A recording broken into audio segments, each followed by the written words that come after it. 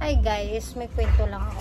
Bakit tayong mga kapwa natin, mga Pilipina o ano, basta taga rito tayo sa Philippines, di ba? Bakit kayo guys tumitingin sa itsura ng tao o sa anyo ng tao o sa pananamit ng tao?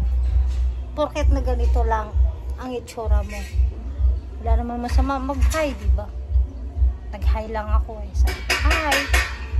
Aba, tingin sa akin hanggang ulo, hanggang paa. Ako naman, okay lang. Okay lang.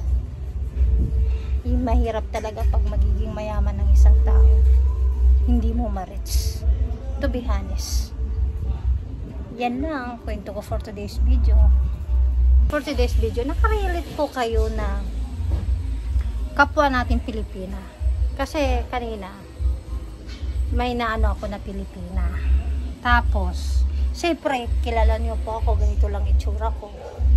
Hindi naman tayo mayaman. So, mayroon siyang nagpapayong sa kanya. Tapos, basta madam siya, mga madam. Nag-hi lang ako.